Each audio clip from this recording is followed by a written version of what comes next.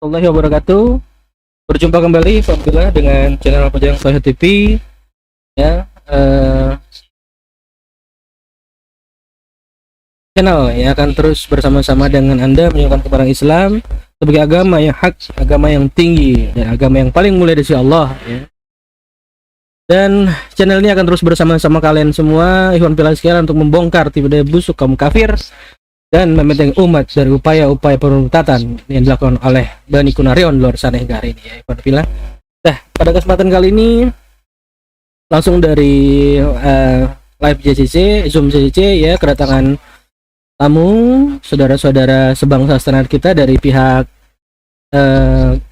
Kristen begitu ya. Ada Pak Ibnu Kalam, ada Bapak Remologos dan Bapak Romo Aldo begitu ya. Untuk sementara belum ada tema yang mengkerucut, kita buka dulu diskusi-diskusi santai ini begitu ya Evan Pila. Baik, langsung saja kita langsung masuk ke audio Zoom Evan Pila sekalian.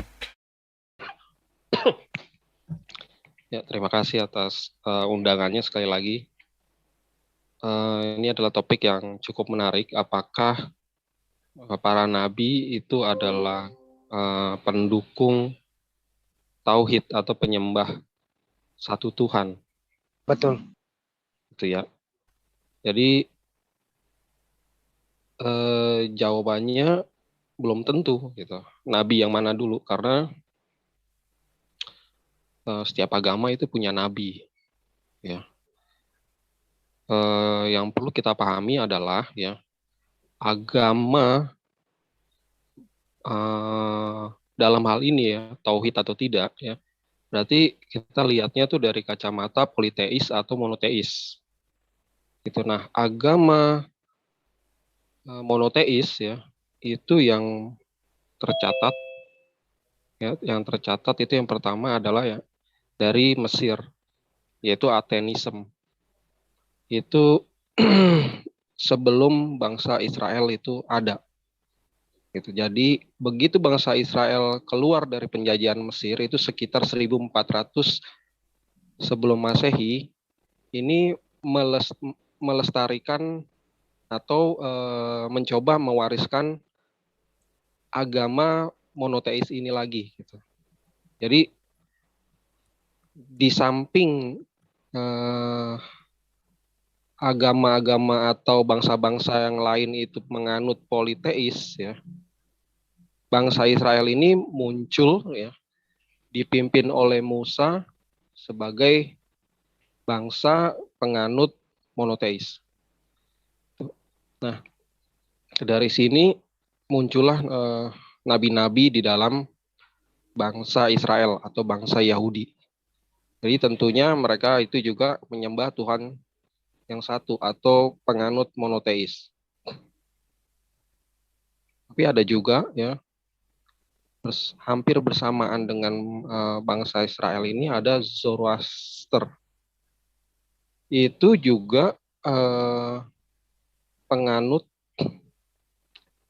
monoteis juga, di mana pendirinya Zoroaster itu sendiri dianggap sebagai nabi oleh atau Sociation ya, pewarta ajaran ilahi di klan atau di bangsa Zoroaster ini. Jadi kalau agamanya itu adalah monoteis, pastilah ya dia ini menyembah Tuhan yang satu gitu. Selain itu tentunya Kristenan ya, lalu ada Gnostik, Manikean, lalu di abad 7 muncul Islam. Ini adalah deretan dari agama-agama monoteis gitu. Oke, itu yang bisa saya share untuk awal. Terima kasih. Terima kasih Romo atas opening statement.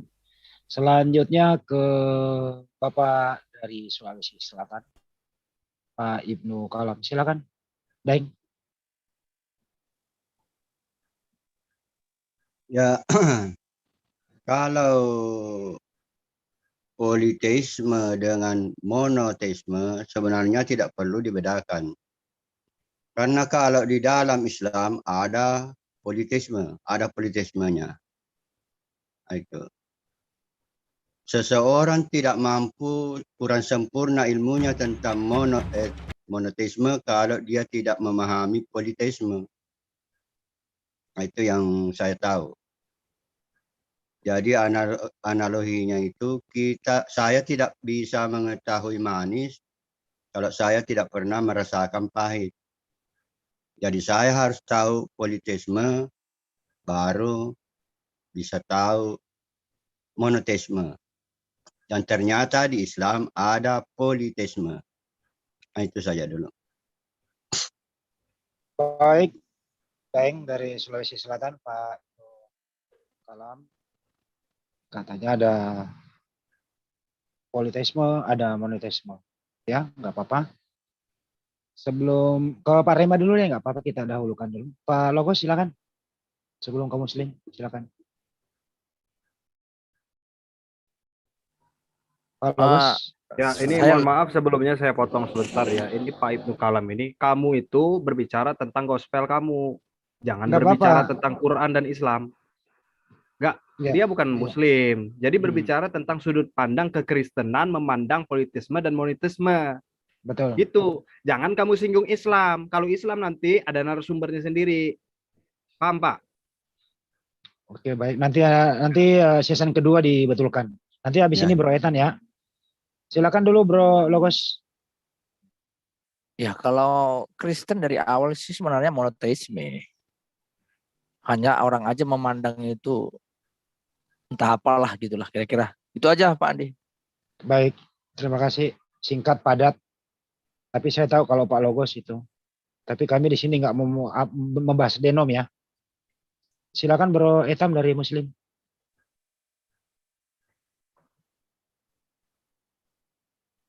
Bro Etam.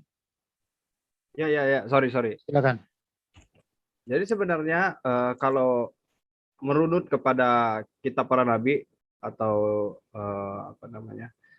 atau Nevi'im maupun yang ada di dalam Torah itu sudah dijelaskan bahwa Tuhan itu adalah Esa. Esa itu tentu kita memaknainya dari perspektif Kristiani itu ada 3 dalam 1, 1 dalam 3. Tetapi di sini persoalannya adalah klaim itu tertolak bagi orang-orang Yahudi begitu. Mereka mengatakan bahwa Tuhan yang ia sembah itu Adonai, itu Echad yang ditransliterasikan sebagai tunggal. Nah, dari mana kita tahu?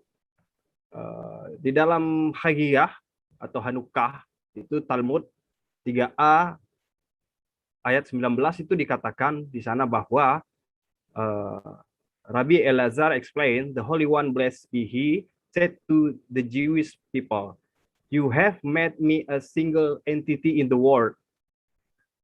Jadi di sini jelas bahwa Hashem itu telah berkata kepada orang-orang Yahudi bahwa kamu telah membuat saya sebagai Tuhan yang tunggal dengan entitas yang tunggal gitu. Kemudian kita juga bisa melihat itu di dalam Targum Yerusalem mengutip atas Bereshit 3:22 di sana dikatakan juga bahwa Tuhan itu menciptakan dunia ini sendiri gitu. Nanti untuk lebih jelasnya saya akan screenshot deh. Nah, kemudian di dalam Tenine Halakha di sana juga disebut bahwa Echad itu adalah tunggal. Jadi ada gematria di situ. Alef, Het, Dalet, dan itu berhubungan dan menjelaskan sesuatu tentang makna dari Echad itu sendiri. Jadi sebenarnya kalau dari konsep ketuhanan, Yahudi dan Islam itu sama sekali tidak berbeda. Dalam tanda kutip, konsep ketuhanan yang dianut ya. Nah, tetapi di sini persoalannya adalah Kristen. Kristen yang ada sekarang ini pun masih berbantah-bantahan soal akidah mereka. Gitu. Ada yang mengatakan bahwa Yesus itu adalah Bapa itu sendiri, ya, oneness.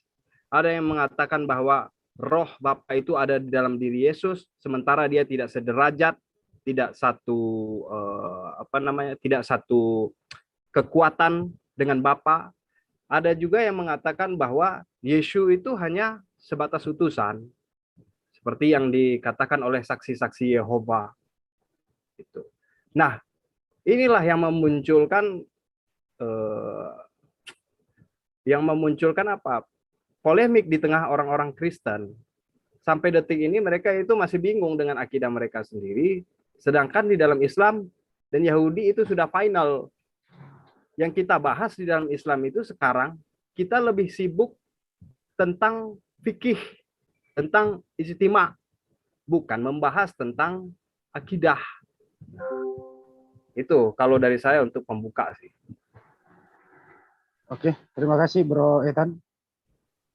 Karena tadi langsung kantornya ke Pak Ibnu Kalam, silakan Daeng ditanggapi dulu. Monggo Daeng. Siapa yang dipersilahkan bicara? Iya, Pak Ibnu, silakan. Ya, begini. Caranya sampai kepada Tuhan itu bagaimana? Ya, kalau saya melihatnya di Hindu, karena saya juga pelajari itu mereka juga memahami bahwa yang Maha Pencipta itu satu. Ya, hanya melalui, misalnya di dalam Brahmana ya, Brahmana sang pencipta. Mencipta melalui Brahma, memelihara melalui Wisnu, kemudian melebur ya melalui Siwa. Jadi saya lihat di Hindu itu dia juga monoteisme, padahal dituduh politeisme. Di Islam juga begitu. Misalnya kita lihat di ayat Utiullaha wa utiur rasul wa ulil amri minkum. Situ politeisme. Yang mana politeisme di Islam itu lebih dipertegas lagi oleh ajaran sifat 20. Ya. Jadi politeisme di Islam itu ada. Untuk manfaatnya politeisme di Islam itu dan di yang lainnya juga itu untuk menuju kepada yang satu. Di Kristen juga misalnya Trinity. Ya, orang Kristen yang benar itu adalah menyembah Bapa melalui Tuhan Yesus Kristus.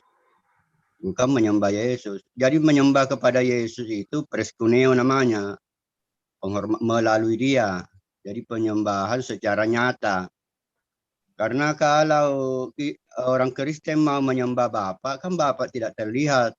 Jadi harus ada, dia ingin ada penyembahan nyata. Maka yang nyata itu adalah sujud kepada Tuhan Yesus Kristus. Ya, sebagaimana orang Islam sujud kepada Bait Allah untuk sampai kepada Allah. Nah, itu yang ingin saya jelaskan. Oke. Terima kasih. Bisa kembali? Ya, silakan. Ya, jadi khusus untuk Pak Ibnu Kalam ya. Saya berkali-kali kalau nonton Pak Ibnu Kalam, saya punya kesimpulan bahwa kalau Pak Kalam itu diserang, dia kembali menyerang Islam gitu. Oleh karena itu, lebih baik kalau Pak Kalam jangan diserang, kita puji-puji saja gitu. Itu yang pertama. Yang kedua, tentang sifat atau ciri gitu ya. Bang Handi Selebes itu kan makhluk. Ciri atau sifat dari makhluk adalah berpikir. Berpikir itu adalah sifat dari seorang Handi yang makhluk. Nah, berpikir itu tidak menjelma jadi manusia lain di sebelahnya Bang Handi itu. Lalu kemudian Bang Handi itu juga akan berkata-kata gitu ya.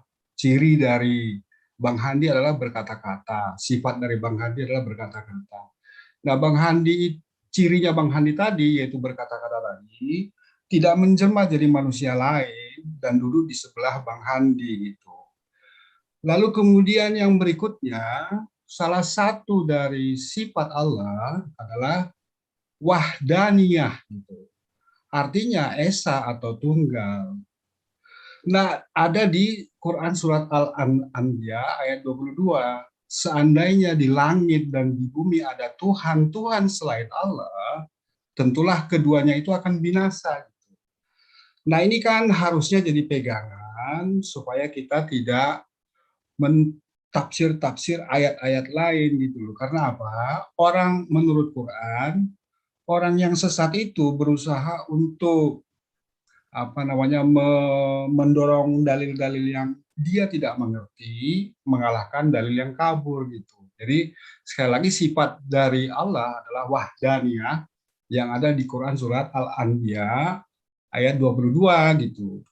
Nah, terus kemudian dua Asmaul Husna yang sangat penting adalah Al-Ahad dan Al-Wahid gitu. Al-Ahad itu ada di Al-Ikhlas yang bermakna esa, tiada setara, dan kemudian di Quran surat 42 ayat 11 disebut tiada serupa, yaitu Tuhan yang Maha Esa, wahid, tiada Tuhan selain Allah. Al-Ahad digunakan di Quran surat Al-Ikhlas, lalu kemudian pada saat Allah menerangkan tentang Yesus, Nabi Isa itu bukan salah satu dari oknum Tuhan, maka yang dipakai adalah kata wahid gitu. Oleh karena itu, di Islam itu, Allah itu satu tunggal, tiada setara, tiada sama, tiada serupa, satu unik gitu. Tidak terpecah-pecah, seperti yang dikatakan oleh Pak Bambang Nursena, yaitu Allah punya roh dan kemudian punya firman yang masing-masing dari 3 pribadi, tidak seperti itu. Dan kemudian juga tidak punya pribadi-pribadi lain seperti yang disampaikan oleh teman-teman Trinitas ya, bahwa Allah itu 3 pribadi sehakikat, tidak, tapi Al-Ahad, Al-Wahid, Wahdaniyah, dan kemudian sifat Allah itu tidak menjelma menjadi Tuhan lain yang duduk bersebelahan dengan Allah. Cirinya Bang Handi yaitu berkata-kata, lalu kemudian berpikir, itu sifatnya Bang Handi, itu tidak menjelma jadi manusia lain yang kemudian duduk bersebelahan dengan Bang Handi. Bayangkan kalau misalnya ciri berpikir dari Bang Handi keluar dari Bang Handi dan duduk di sebelahnya Bang Handi dan kemudian tidak bersatu kembali dengan Bang Handi. Bang Handi kan jadi tidak punya ciri berpikir lagi gitu. Saya kira demikian Bang, makasih. Aduh, makasih Pak Bonar. Yang lain boleh berbicara saja, Bro Sam Aldo, Remba Logos, dengan Bro Etan dan Pak Ibnu. Silakan aja, yang mau menanggapi silakan. Boleh sedikit menanggapi ya. Silakan Pak. Di pernyataan Pak Ibnu Kalam bahwa di dalam Islam itu ada konsep monoteisme ya. Dengan mengutip Politeisme. wa Rasul ya, bertakwa kepada Allah dan takwa kepada Rasul. Ini tidak bisa dikatakan sebagai monoteisme. Ini ketakwaan yang sesuai tarafnya. Gitu. Kita takwa kepada Rasulullah tidak boleh melebihi takwa kita kepada Allah. Dan ayat itu juga ada sambungannya, ya.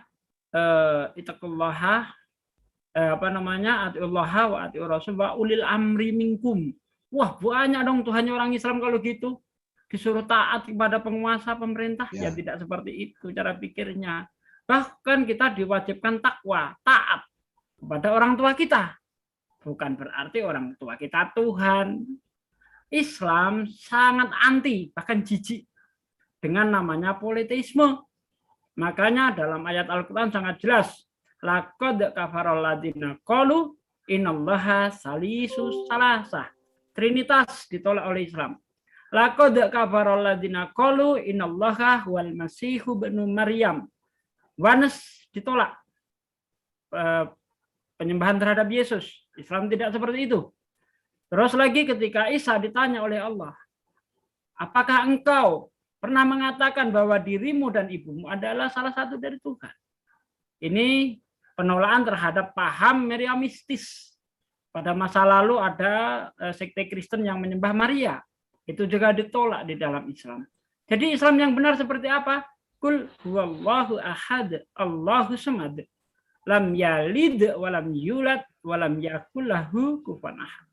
Katakanlah Allah itu esa. Tempat bergantungnya segala makhluk, tidak beranak dan tidak diperanakkan, dan tidak ada yang setara dengannya. Walaupun kita disuruh takwa kepada Rasul, tetap saja Rasul tidak setara dengan Allah. Siapa yang menganggap Nabi Muhammad setara dengan Allah, musyrik, kafir. Jadi tidak boleh penyetaraan makhluk dengan Allah Subhanahu wa Ta'ala. Islam tegas, tidak ada ambigu, tidak neko-neko, tidak bercabang-cabang. Mantap. Kemudian mengenai sifat, Allah mempunyai sifat 20. Waduh, kalau sifat ini diartikan monoteisme ya gawat. Pak Ibnu Kalam ini sifatnya berapa, Pak? Banyak. Pemarah, pemaaf, sayang.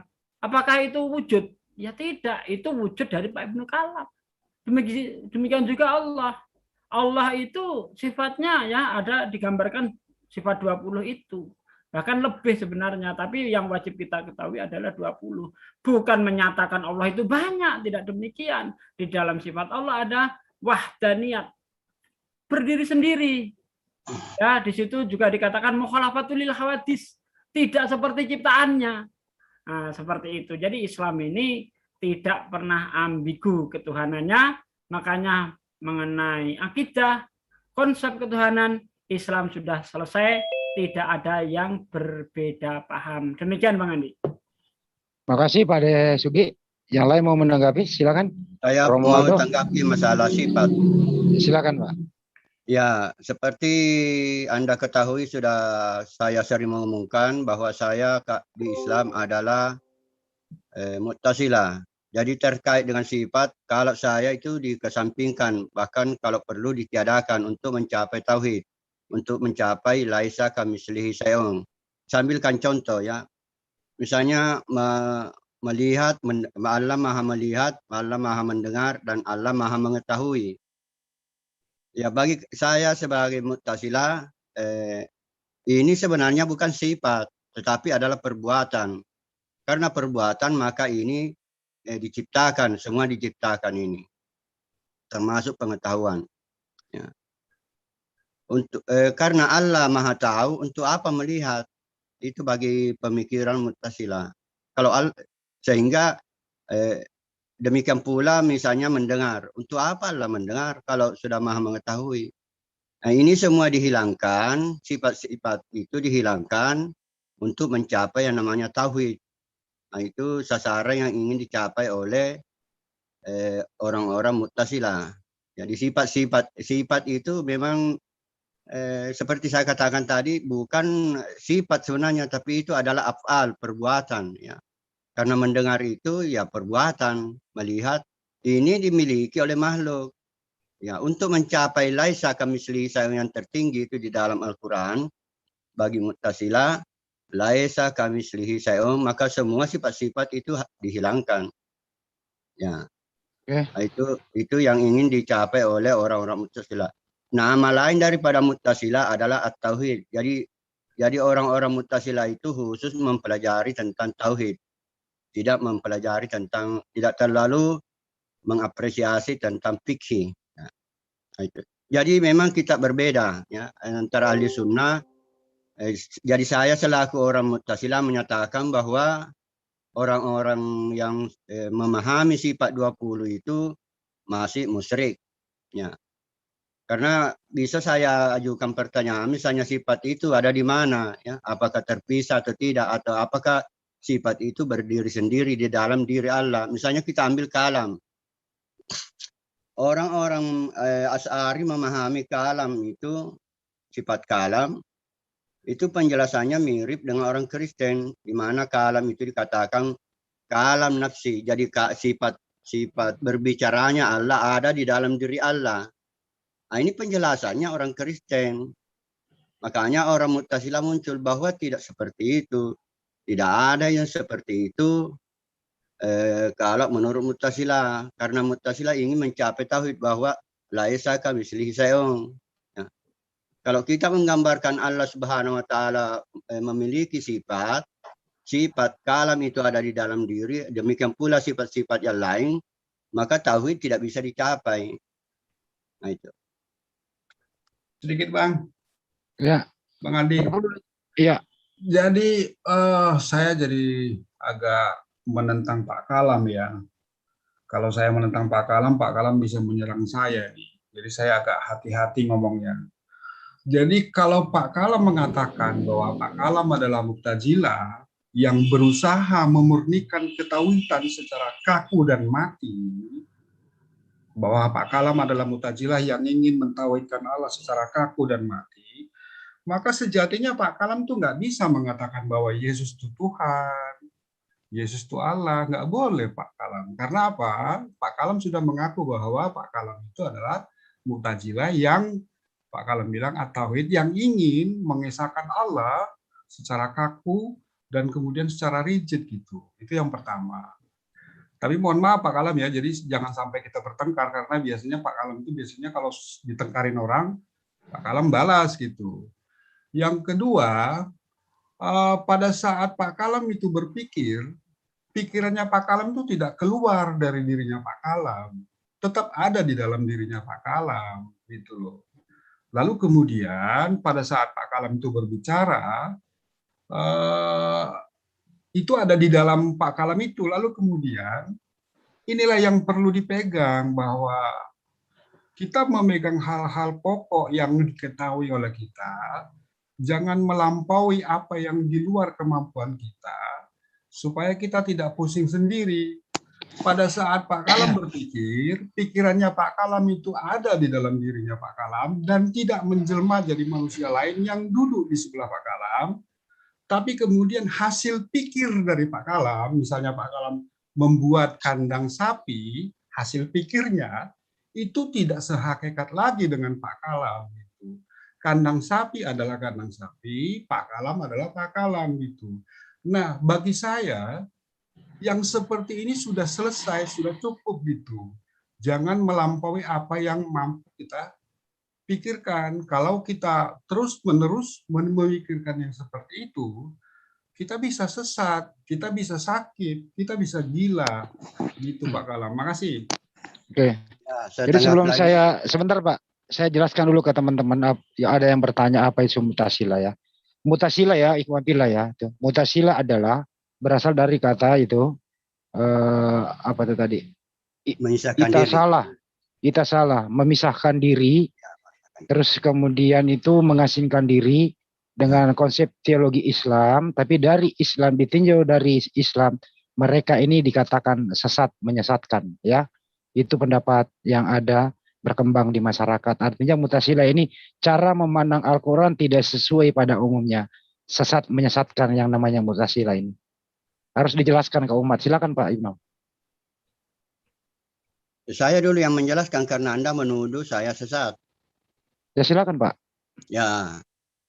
Jadi Mu'tazilah itu dikatakan sesat pada zaman sekarang, sedangkan zaman dulu tidak sesat. Yang disesatkan itu adalah Ahli Sunnah wal Jamaah yang mengatakan firman Allah itu adalah makhluk.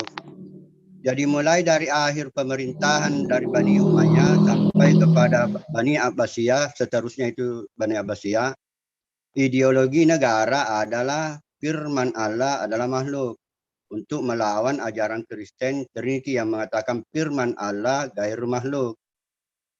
Ayat-ayatnya dipertanggungjawabkan. Artinya orang-orang Mu'tazilah itu tidak berasumsi ya. Ayat-ayatnya bisa didapatkan dalil di dalam Al-Quran bahwa firman Allah itu makhluk. Kemudian terkait tadi masalah sifat-sifat itu lagi, bahwa orang Mu'tazilah itu memang menghilangkan sifat itu Pak. Jadi kepada yang tadi ngomong ini,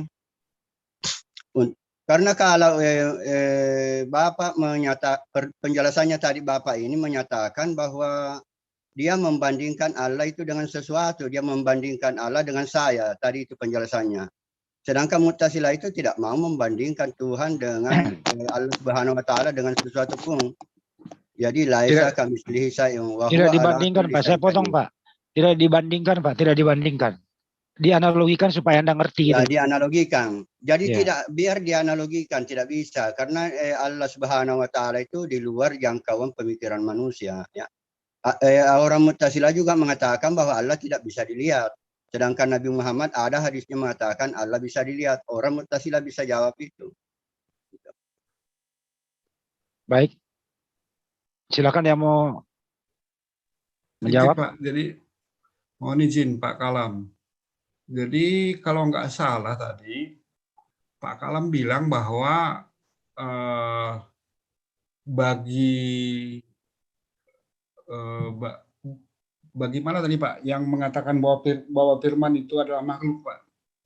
Ya, kelompoknya Imam Syafi'i dengan Imam Ahmad bin Hambal. Yaitu Dia mengatakan Ahlussunnah ya? Ya, Ahlussunnah wal Jamaah. Enggak kebalik Pak. Coba Bapak carikan buktinya Pak. Kebalik itu. Kebalik-balik. Coba cari buktinya Pak. Coba Bapak tunjukkan buktinya bahwa itu memang gitu seperti yang Bapak bilang. Bukti bagaimana maksudnya Pak? Ya, bukti tertulis buku kah atau apakah? Terus hadis itu, hadis yang Allah dapat dilihat itu coba. Oh, begini, maksudnya begini, mau bukti bahwa Imam Syafi'i mengatakan firman Allah gair makhluk, begitu? Iya, kayak gitu. Coba. Oh, Imam Ahmad mengatakan firman Allah itu gair makhluk. Iya. Oh ya, bukunya tentu saya tidak, tapi sejarahnya itu ada. Ada sejarahnya, tunjukkan sejarahnya. Ya, sejarahnya itulah sebabnya Imam Syafi'i ditangkap, dipenjarakan di zaman Khalifah siapa lagi? Pak, jangan Harun gini loh. Ar-Rasyid. Waduh. Pak, kalau Khalifah Harun Ar-Rasyid itu memenjarakan Pak Kalam, Imam Syafi'i. jangan Bang Bonar. biasakan. Bentar Bang Bonar. Ya. Setahu saya malah begini, ya firman Allah itu bukan makhluk, tapi firman Allah yang telah jadi mushaf itulah yang makhluk. Itu setahu saya itu. Betul. Oh ya, begini. Di dalam Ya, baik, saya tanggapi. Firman Allah yang di bumi ini maupun di langit ketujuh. Mohon izin Dia Pak kan dulu Kalam. dia.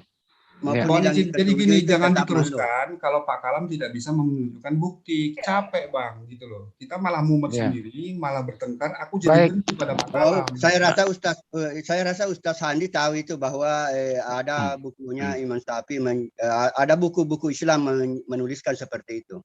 Bahkan buku sejarah Islam itu. Nanti besok malam Bapak bawa lagi deh. Begini aja Pak. Ditangkap itu Imam Syafi'i.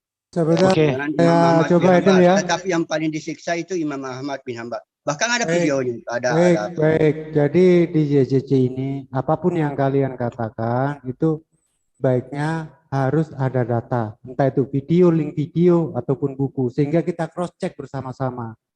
Kalau kita cross-check bersama-sama, tidak menimbulkan suatu salah tafsiran. Ibnu Kala mengatakan buku ini, buku ini, buku ini. Ya nanti kalau kesini lagi, tolong. Bagus. Dari pernyataanmu itu menunjukkan bahwa kamu tidak pernah membaca kitab-kitab klasik. Bukan masalah tidak membaca, ini malah saya arahkan ke Bapak Ibnu Kalam. Untuk membawa data itu, silakan nanti kalau diskusi di sini memakai data. Pernah begini di HMC siapa lagi itu. Saya ungkapkan tentang hadis. Mereka tidak percaya. Bukan Begini masalah aja. itu. Promo apa itu aturan di sini.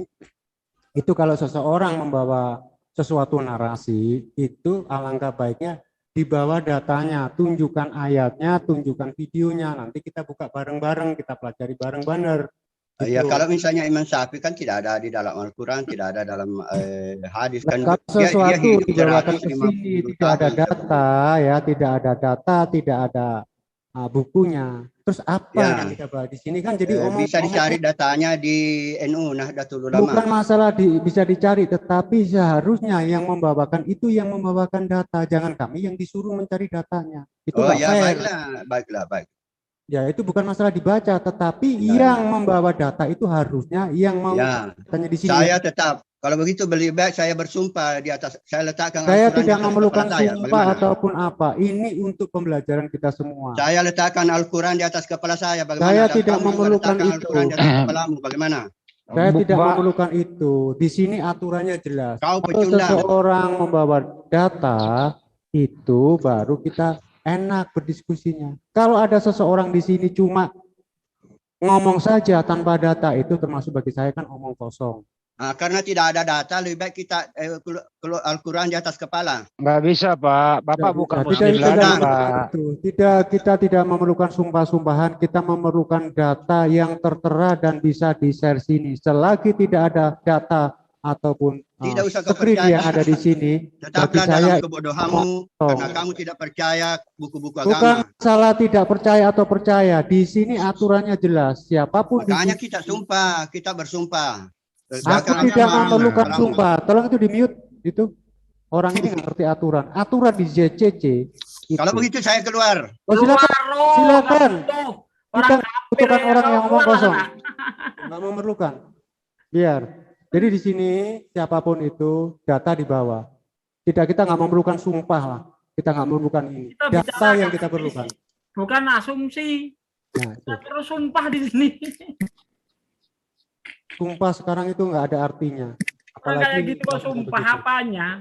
Agama Jadi- dimainkan kayak gitu kok sumpah-sumpah. Jadi Ibnu, Dilanjut. sebentar dulu. Ada Syambaldo juga begini ya. Ibnu Kalam itu tadi mau bersumpah Al-Quran, sedangkan dia sendiri sudah Kristen.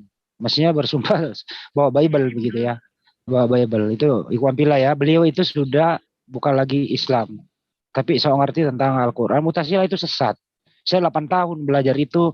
Saya 8 tahun Imam Syafi'i ya. Saya alumni dari perguruan tinggi itu gitu ya. Ilmunya itu ada di kepala kami semua di sini. Tapi apa yang dia ucapkan itu nggak ada datanya gitu. Makanya dia panggil saya Ustadz. Dia ngerti saya. Oke, kembali aja ke sebelum ke Romo. Silakan Pak Bonar. Ya, mohon izin kepada Bang Jul untuk memberi tekanan bahwa kita berbicara harus pakai bukti, Bang. Sekali lagi, Bang, mohon izin. Betul, makanya tadi saya dukung informasi dari Mas Bonar, kita pakai bukti ya. Karena apa? Dengan bukti atau data kita sama-sama bisa belajar. Ini orang tersebut, saya minta buktinya malah larinya ke sumpah. Kita nggak memerlukan. Karena apa? Itu di dunia online ini. Sumpah Al-Quran di atas kepala yang kenyataannya orang tersebut itu agamanya Kristen. Kristen. Oke, kita lanjut ya. Nggak usah dipikir. Dia namanya Iya. itu salam kan ya begitulah. Silakan yang lain dilanjutkan Mas Heni, tolong di-handle. Iya baik. Bisa ngasih masukan ya. Ya sebelum ke Romo silakan Pak. Jadi gini, memang kita diskusi seperti ini kita harus jujur juga. Bagaimana kita bicara tentang data dan fakta. Kita ini bukan di suatu tempat yang dimana kita bisa membuktikan data dan fakta. Karena kita kan di ruang seperti ini nggak bisa. Cuma mungkin bisa dikasih kesempatan. Kalau dia punya suatu argumen bahwa dia punya data dan fakta, besok ketemu berikan datanya. Mungkin diberi kesempatan seperti itu. Cuma kalau Begini, Pak, kita mau di sini, sebentar Pak. Pak Rema, tadi saya mengatakan lain kali kalau ke sini bawa data, kan langsung dia naik darah. Masuk gini Pak, sebentar Pak ya, maaf dulu. Kan kebetulan kita ini kan diskusinya ini kan tiba-tiba judulnya gitu ya. Jadi persiapan juga kan nggak seperti kalau kita buat suatu pertemuan yang khusus dengan topik yang sudah disusun jauh sebelumnya. Jadi mungkin gini, saya tetap tidak setuju dengan Pak Abah tadi ya, bawa emosi begitu. Namanya kita diskusi ini kan, cuma ada baiknya sih masukan ini. Karena memang kita nggak bisa. Misalkan ya, betul-betul saya akui tadi ini apa itu. Saya luruskan bentar Bang Jul. Ya Pak Ibnu Kalam ini justru memutarbalikkan fakta. Kalau kita lihat di dalam kitabnya Imam Syafi'i, yaitu yang judulnya Usul Sunnah ya 6 dan 7, di situ dikatakan bahwa Imam Syafi'i mengatakan Tuhan adalah kalam Allah. Di mute itu. Oh, ini siapa sih? Itu di mute itu loh. Kos mana sini? Ya, Imam Syafi'i mengatakan bahwa Al-Quran adalah kalam Allah, bukan makhluk. Dan barang siapa yang mengatakan Al-Quran makhluk, maka ia kafir. Imam Ahmad bin Hambal pun mengatakan hal yang sama dengan mengatakan hal yang sama. Ini terdapat dalam Usul Sunnah. Dibalik sama Ibnu Kalam. Katanya Imam Ahmad dan Imam Syafi'i mengatakan firman Allah itu adalah makhluk. Dari mana? Enggak ada. Itu dibolak-balik sama dia. Saya sebenarnya gini, saya nggak gitu paham kali isi Al-Quran atau yang lain-lainnya. Cuma maksud saya gini, karena kan sekali lagi kita kan diskusi tiba-tiba semua gitu, nggak ada persiapan. Maksud saya gini, kalau dia punya data, oke, kita stop dia, cuma suruh dia tunjuk minggu depan, besok. Iya, tadi kan sudah. Caranya gitu. begini Pak Rema, kalau tidak punya data jangan ngomong dulu, karena namanya diskusi harus dituntut data itu pasti. Jadi kalau belum siap tunda dulu, saya ngomong ini. Begitu. Enggak, maksudnya gini, tadi saya dengar dia kayaknya katanya punya data. Nggak bisa Jadi Pak, nggak ada datanya Pak. cuma nggak, datanya itu nggak bisa dibuatnya jadi fakta. Kan fakta kan bisa kita lihat, kita raba, itu fakta. Kalau data itu nggak bisa. Namanya data. Data itu apa aja bisa dibuat jadi data. Nggak bisa Pak. Data begitu Pak Rema, itu dalam kepala kami gitu loh. 8 tahun Pak saya belajar kayak gitu. Nggak ada itu. Makanya tadi saya bilang mutasila itu cara memandangnya memisahkan diri daripada tafsir Al-Quran yang pada umumnya. Mereka itu eksklusif memandang Al-Quran, menerjemahkan Al-Quran, dan menafsir. Itu mereka itu orang sesat, menyesatkan Pak. Mutasila itu gitu loh. Makanya semua argumentasinya itu sesat, menyesatkan. Buktinya baru satu argumen tentang tadi itu bahwa makhluk itu langsung keliru besar Pak. Jadi apapun yang dia bawa datanya nggak ada gitu loh. Jadi percuma gitu ya Pak Logos ya. Kita kasih kesempatan dulu deh. Langsung kita bilang kok diputar balik, kan seperti itu.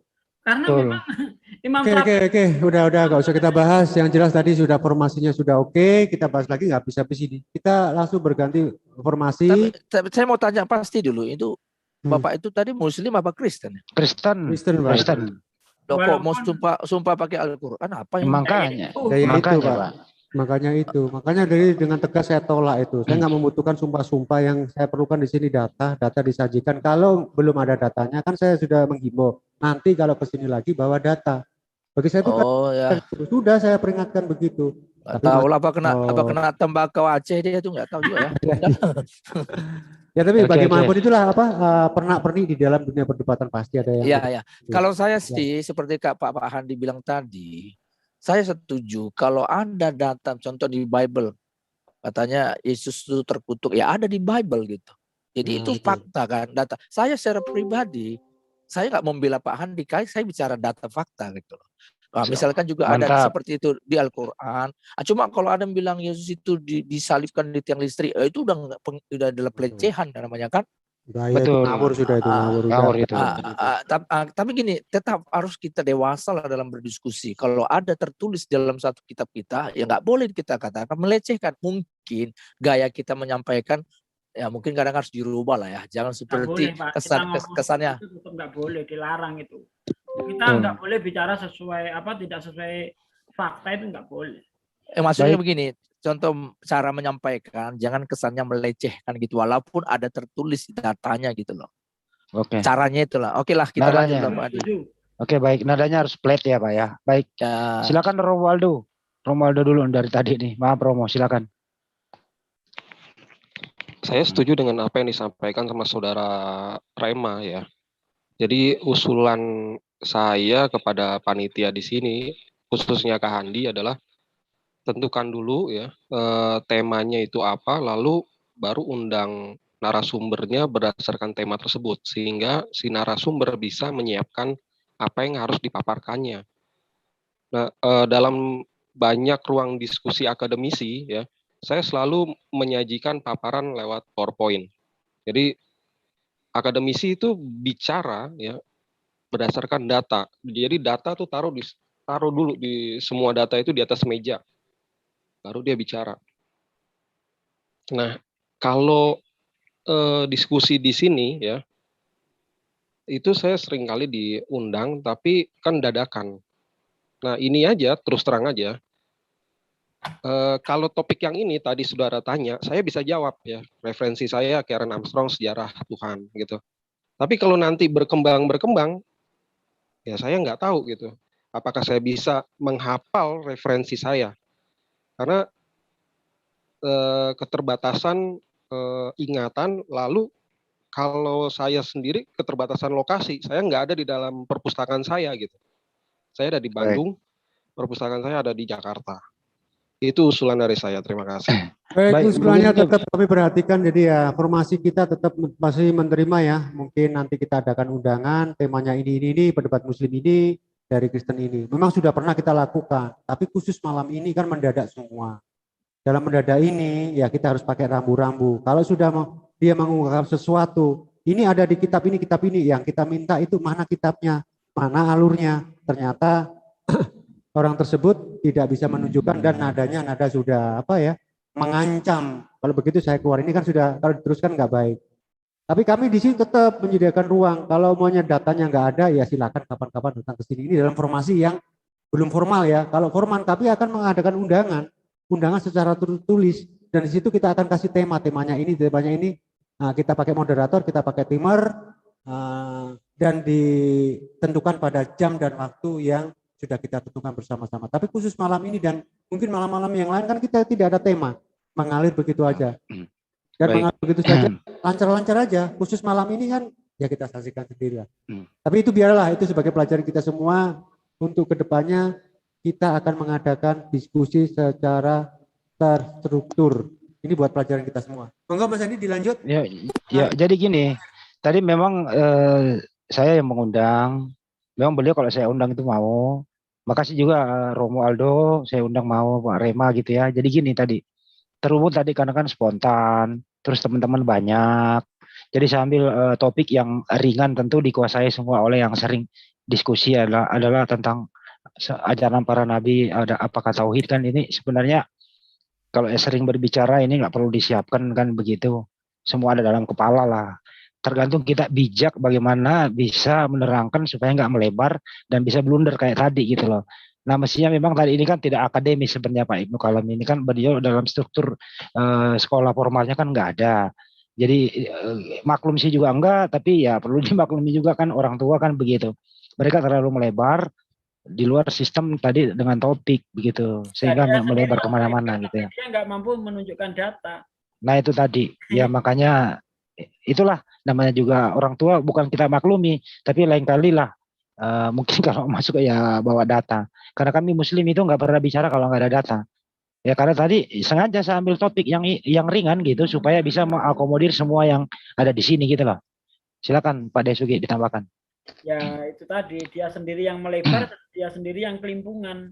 Itu saja sih. Coba kalau yang perlu dibicarakan masalah tauhid dan apa namanya monoteis dan politeis itu saja, nggak usah melebar ke paham ini, paham itu. Mutasilah. Udah kita tutup ya masalah itu. Langsung aja ke tema yang tadi biar nggak terlalu. Iya, baik. Saya kembali ke Rema. Pak Rema Logos, menurut Anda itu monoteisme atau tauhid itu sesuai dengan ajaran Bible apa seperti apa? Silakan Iya. Rema. Ya, kalau saya mengatakan yang saya pelajari memang tauhid itu yang diajarkan Yesus dan itu yang kami percaya. Cuma mungkin cara sudut pandangnya memahami tauhid itu mungkin yang saya lihat berbeda dari teman-teman muslim. Ya kadang seperti apa saya bilang ya, saya sulit juga mengilustrasikan ya. Apa ya? Seperti mungkin gini, muslim teman-teman saya lihat kok diskusi debat itu 1 tambah 1 tambah 1 sama dengan 3. Betul. Nah, kan itu sudut pandangnya teman-teman muslim. Kalau Kristen bukan 1 tambah 1, 1 kali 1 kali 1 atau 1 bagi 1 bagi 1. Nah, jadi kan sama kalau dipakai dalam rumus matematika macam gitu kan. Jadi kadang dia terbentur di situ. Kita beri penjelasan. Ya, kalau enggak mau bilang apa lagi? Ya begitulah. Saya kalau menjelaskan secara detail sih apa ya? Panjang nanti ceritanya. Nah, sementara waktu saya pun terbatas sudah nih. Udah mau habis waktu saya nih. Mungkin nanti kapan-kapan lah kita bisa bahas lebih dalam lah. Karena saya harus selesai nih, Pak Hadi. Sorry ya. Ya nggak apa-apa Pak Romo. Ada Romo Aldo kok bisa jadi narasumber di sini. Oke mantap. Nggak apa-apa. Makasih. Romo silakan Romo dijelaskan sih. Seperti apa sih itu monoteisme, politeisme dan seterusnya Romo silakan. Kalau saya ambil dari pengajaran Yesus, ya, Yesus itu kan berbahasa Aramaik, jadi istilah tauhid itu sebenarnya asing di dalam budaya Yahudi pada saat itu. Jadi satu ya seperti yang diucapkan Yesus di Markus 12 ayat 29 dia bilang Shema Israel Maria Alahan Maria Kathu ya. Kat ya di dalam bahasa Ibraninya Echad, di dalam Aramaiknya yang Yesus ucapkan itu adalah kat. Nah, kalau diterjemahkan ke dalam bahasa Indonesia itu ada 2. 1 dan 1 kesatuan. gitu. Jadi dalam memahami konsep konsep keilahian yang Yesus ajarkan, memang ini adalah ajaran monoteis. Kalau saudara-saudara perhatikan, kata Yah gitu ya di dalam Aramaik ya, Yod He gitu ya, itu dengan 3 titik di atas dan 1 titik di bawah. Ini kata Aramaik kuno ya.